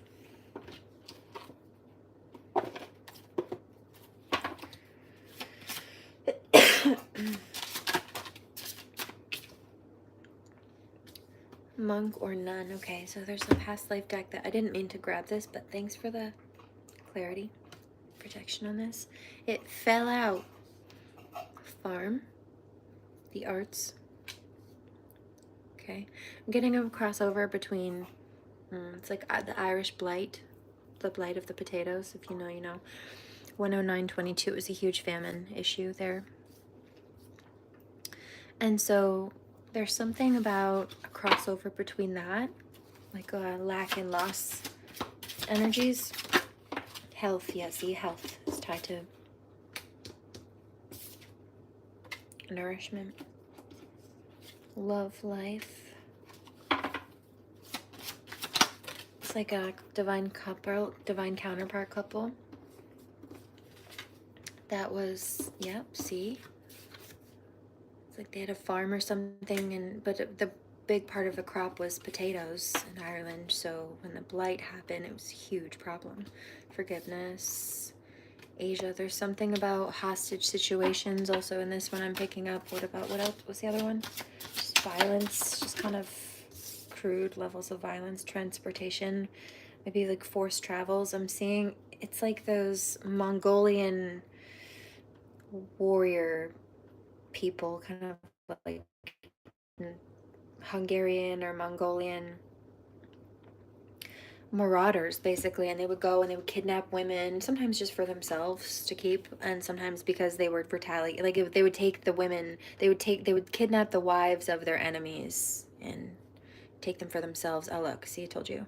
And or sometimes SA them, like assault them, just to retaliate against their ops, whether it was in front of the person or not. Like they would assault a guy's wife in front of him to try to upset him, And sometimes they didn't even do that. Sometimes they just took the wife and tried to make they would take their enemy's wife and force her to marry whoever kidnapped her. That was their goal. Spirituality and religion. Baby, what do you need? I see you. You look at me. It's okay.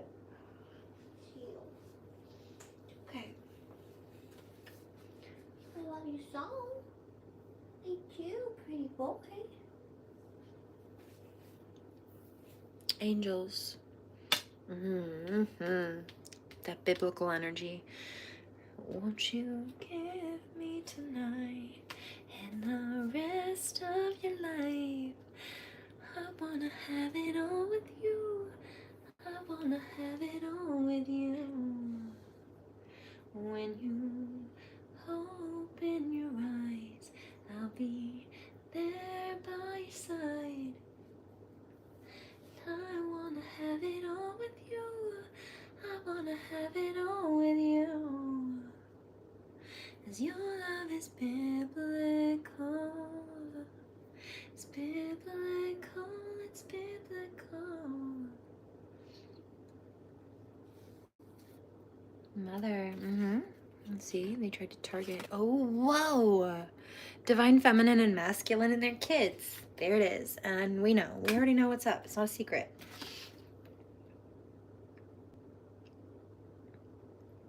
Groups of people did this. Or, in some cases, they were targeting happy communities full of people that were otherwise stable. That transportation card came out, right? They made people leave their homes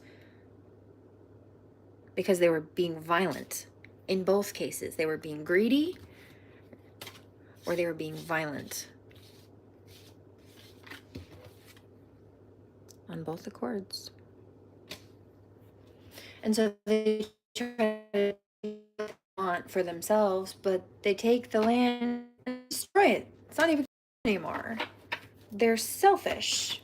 The brown thumbs kidnap the green thumb's garden and then they complain when it dies. Look, ships in reverse. Some of them would come onto these like island energies. That Atlantis card came out on what ships. Oop. Yeah, see? Celtic island. Leaving or traveling, being forced to go, or staying and being stuck and dying. Also, I mentioned that Egyptian energy, there it is, and the trees and the Celtic energy, so that druidic, specifically druidic energy, that high priestess energy here, that came out earlier too. And so there's that past life energy for me. I sent one of my daughters was in my belly. One of them was already born, and I sent the born one with my divine masculine and sent them on a ship to this island energy,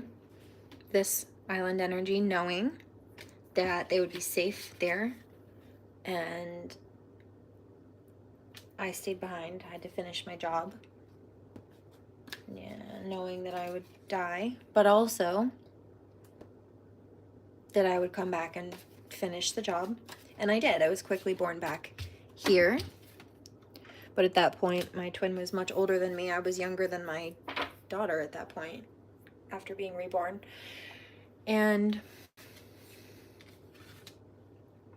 so I was recontracted with another person,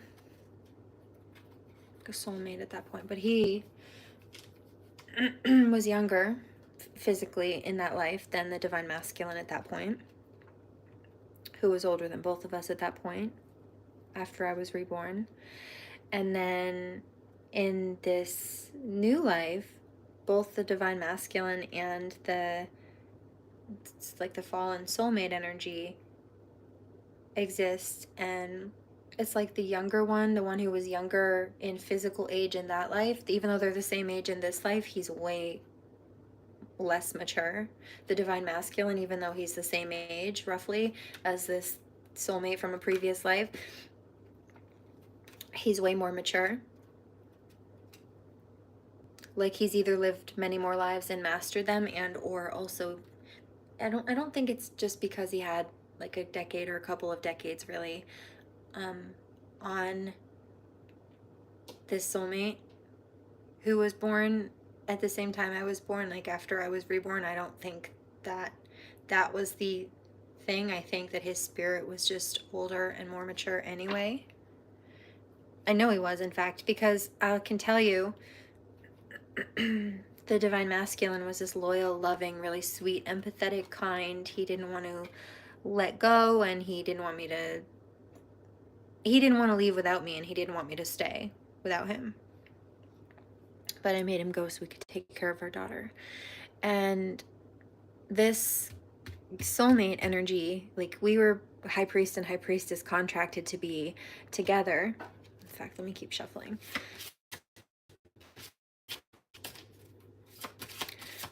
But he played games. Like, he thought that he could, from one to the next, from one to the next, right? That paganistic energy. He thought he could fix things with, he'd get what he wanted with spell work, and like try to run around with multiple, like giving like polygamy energy.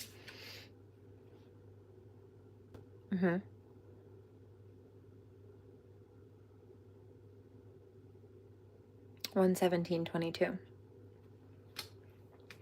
And so, what is this? Scriber writer. We all actually have, look, told you, I was picking that up. The blight energy. And some of us have older energy than others. But all of us have been writers or lyricists or poets on some level. Like creators. All of us have had gifts. And what did I say? Told you. But it ended up because he chose to fall. He chose the dark path.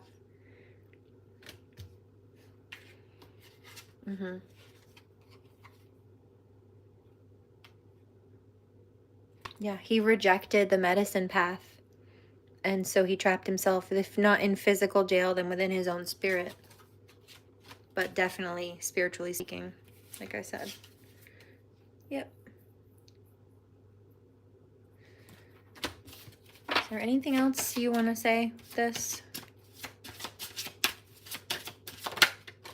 Medicine woman. Yeah, see? Divine masculine and feminine chose the more elevated spiritual path. Like they're older, more mature in spirit. Even if they're the same age or even younger in some cases, maybe. For some people, in body. Older in soul. And you know what? I know a lot of people misjudged and bullied and like not to take people seriously because of their age in some cases. But that was their issue, not ours. Because let's be real, some of them still didn't want to take people seriously. It wasn't about the age. Level of disrespect. Oop, and look, what just popped out, baby. See, they were trying to do this in regards to children, using children to target people or, yeah, breaking lovers apart. 11932. I feel like there's one more. Hold on. See, we'll split the deck one more time. Health, yeah. Because they felt like it would be easier to hurt them or make them sick, or even like the sadness, the anxiety of being separated or being apart, whoa, would make them sick. But you see, light workers have been choosing to overcome those fears and shadows and issues. Look, lessons and blessings. Told you. That was a vow. We made these promises to ourselves to overcome these, but also, look, there's been a vow to each other to love each other. I was made for loving you. Hopeless hearts just passing through. And I don't know what we should do. And I was made for loving you.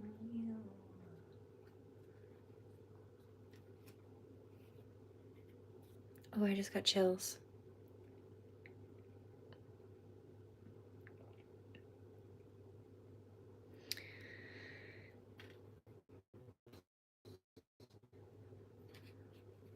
All I know is, darling, and I was made for loving you.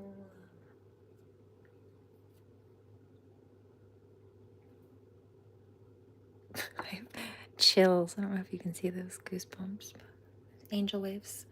Knighthood. So there's a vow also. We have like one to stand up for self and family and others, but also this is divine masculine standing up. This came out earlier, Guinevere and Arthur for divine feminine. It's because she's this beautiful unicorn in his life. The unicorn in him, the rare divine spirit in him, recognizes the rare divine spirit in her. And also there's a reference of corrupt authority figures, like corrupt judges and so-called lawyers and state's attorneys and stuff like that, even in some cases, or like court-appointed lawyers. And you have Joan of Arc as an example of that,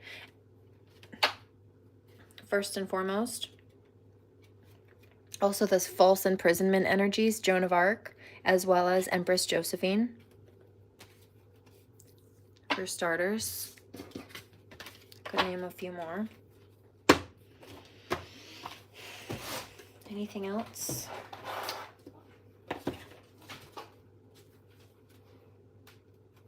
This is reminding me of Mulan. How Shan Yu tries to he breaks down the emperor's castle doors, and he demands that the emperor bow, like hand over his crown and his castle, and he bow to the bad guy. And the emperor says, I will not. No matter... Oh, that card came out earlier.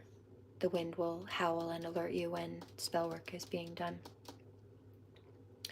And it's not just that anytime the wind blows, there's spell work, by the way. Sometimes it's just the wind blowing. But like if you're picking up a specific frequency or something's coming through and all of a sudden the wind blows at the same time, like when I'm channeling a karmic energy here and I'm picking up on what they're doing, and all of a sudden, out of the blue, there's just a gust of wind, a big gust of wind out of nowhere. Yeah, that's usually referencing that.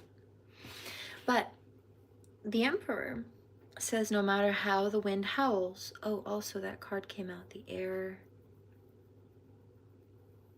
It's like an air spirit card in the beginning of this reading. 8:22 on the clock here on the East Coast. 1:23:22 on the count on the timer. No matter how the wind howls, no matter how he demands that the mountain bow for it, the mountain will not move. The mountain will not bow just because the wind demands that it does. So in this case, the emperor is saying, I am the king. I am the emperor. I don't care how much you kick and scream and howl and try to knock my doors down. I will not bow to you. You are the wind and I am a mountain. I will not bow to you. Also, go brush your teeth. Your breath stinks.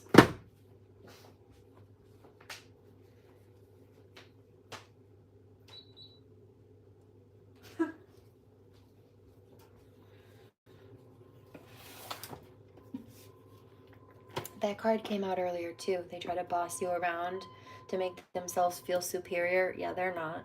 Those types of things are precisely what makes them inferior. If you have to try to take people out at the knees to make yourself feel taller, dude, that's your character statement. It's because they're already above you. And you're already beneath them. Cheers.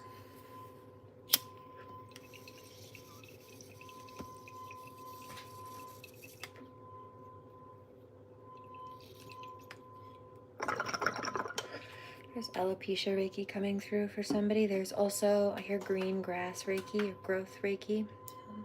Like a springtime energy, bringing things back to life. I hear Always by James Arthur. I'll be your excuse when we're leaving the party.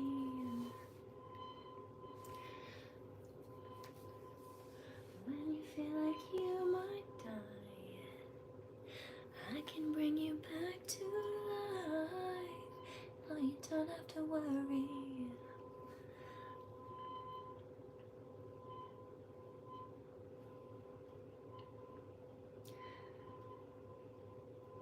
I'll be there for you always. Always. Always. Always.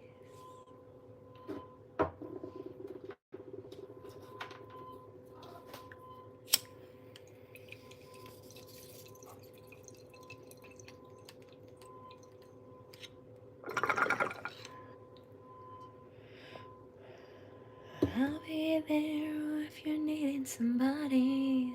I'll be your excuse when we're leaving the party. 126:22. I hear birthday sex. Jeremy also.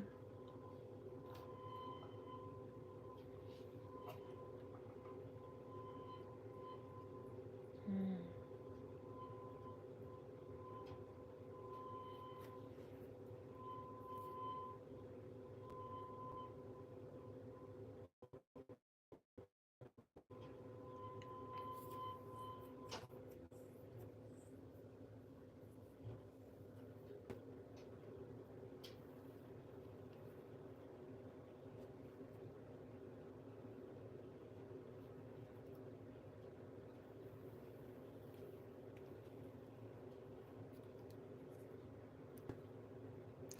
127:22.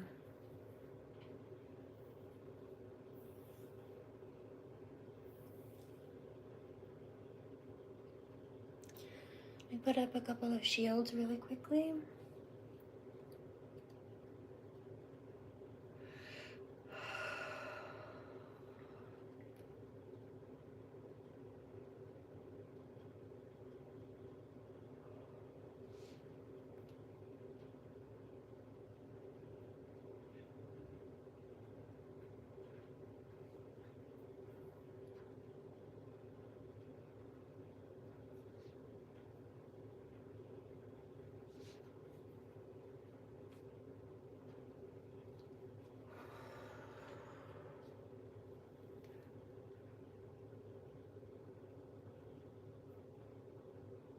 There's also finance Reiki specifically coming out, so this one is to boost and emphasize money growth. In some cases, this is just letting go, helping let go so that you can accept or draw in and allow to flow in what you've already manifested. Sometimes it's just waiting on the other side of a door. You just have to open it, kind of a deal, or relax so it can flow through. God can open it for you. One of the things you can do is thank you, God and the universe, or say, ask for help. Thank you, God, for helping me open my arms to infinite abundance, guiding my steps, movements. Another one of my favorites personally is thank you for moving through me, speaking through me, guiding me, and always do with me as you will. I give my body unto you. 129:22.